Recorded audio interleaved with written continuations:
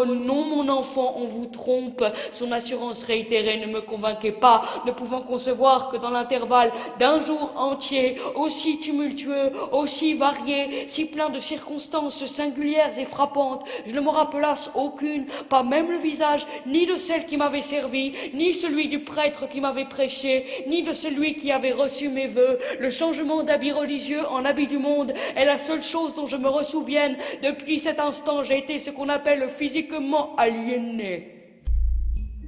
Pourtant, je l'avoue, quant au fait de ma passion et de mon égarement, je vous ai senti gonfler mes entrailles. Je me suis allongée, telle une domestique que son maître engrosse. Et de la même manière que j'avais ouvert ses cuisses à l'ignoble, j'ai offert mes parties honteuses à l'aiguille qui devait vous crever. Seigneur, la douleur était allégresse qui chantait en prélude à l'effacement de mon péché. Pourtant Dieu en a décidé autrement, il a voulu que vous naissiez et qu'avec vous ma faute s'incarnât. Ah, que n'ai-je été renfermée dans un couvent pendant toute ma vie, je n'aurais pas été soumise à la tentation. Je fis dans la même année 3 pertes intéressantes. Madame de Mauny sentit de loin son heure s'approcher. Elle se condamna au silence, elle fit porter sa bière dans sa chambre. Mon père, ou plutôt celui qui passait pour tel, était âgé. Il avait beaucoup travaillé, il s'éteignit. Ma mère, elle, mourut au retour d'un petit voyage qu'elle fit sur la fin de l'automne chez une de ses filles. Elle eut du chagrin, sa santé avait été fort affaiblie. Je n'ai jamais su ni le nom de mon père, ni l'histoire de ma naissance.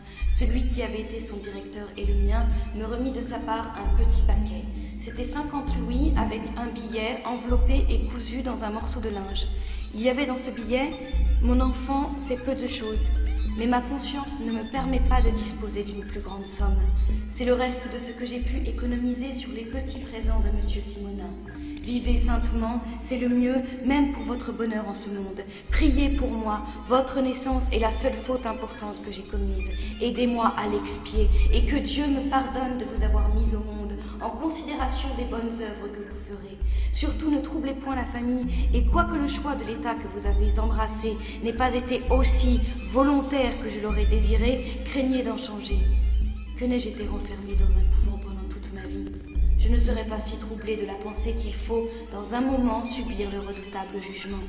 Songez, mon enfant, que le sort de votre mère dans l'autre monde dépend beaucoup de la conduite que vous tiendrez dans celui-ci.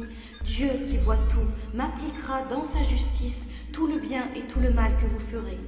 Brûlez la lettre. Et quand vous saurez que je ne suis plus, ce qui sera bientôt, vous ferez dire une messe pour moi, et vous y renouvellerez vos vœux, car je désire toujours que vous demeuriez en religion. L'idée de vous imaginer dans le monde, sans secours, sans appui, jeune, achèverait de troubler mes derniers instants. Ce fut la sœur Sainte Christine qui succéda à la mère de Mauny. Ah, quelle différence entre l'une et l'autre. Celle-ci avait le caractère petit, une tête étroite et brouillée de superstition. Elle donnait dans les opinions nouvelles, elle conférait avec des sulpiciens, des jésuites, elle prit en aversion toutes les favorites de celles qui l'avaient précédée. En un moment, la maison fut pleine de troubles, de haine, de médisance, d'accusations, de calomnies et de persécutions. Je fus indifférente, pour ne rien dire de pis, à la supérieure actuelle, par la raison que sa précédente m'avait chérie, mais je ne tardai pas à empirer mon sort par des actions qu'on appellera ou imprudence ou fermeté, selon le coup d'œil sur lequel on les considère. Je lus les constitutions, je les relus, je les savais par cœur, si l'on m'ordonnait quelque chose, ou qui n'y fût pas exprimé clairement, ou qui n'y fût pas, ou qui m'y parut contraire, je m'y refusais fermement, je prenais le livre, je disais, voilà les engagements que j'ai pris, et je n'en ai point pris d'autres. Dès lors, on s'occupa à me rendre la vie dure. Quand on ne pouvait me trouver en faute, on m'en supposait. J'ai du courage, mais il n'en est point qui tienne contre l'abandon, la solitude et la persécution. Les choses en vinrent au point que l'on se fit un jeu de me tourmenter. On m'empêchait de dormir, de veiller, de prier. Ma vie était une suite de délits, réels ou simulés, et de châtiments. Je tombais dans l'abattement, le chagrin et la mélancolie. Je flottais entre la résignation et le désespoir, tantôt me soumettant à toute la rigueur de mon sort, tantôt pensant à m'en affranchir par des moyens violents. Il y avait au fond du jardin un puits profond. Il y avait à côté un banc de pierre. Combien de fois je m'y suis assise, la tête appuyée sur les bords de ce puits? Combien de fois, dans le tumulte de mes idées, me suis-je levée brusquement et résolue à finir mes peines? Qu'est-ce qui m'a retenue? Pourquoi préférais-je alors de pleurer, de crier à haute voix, de fouler mon voile aux pieds, de m'arracher les cheveux et de me déchirer le visage avec les ongles?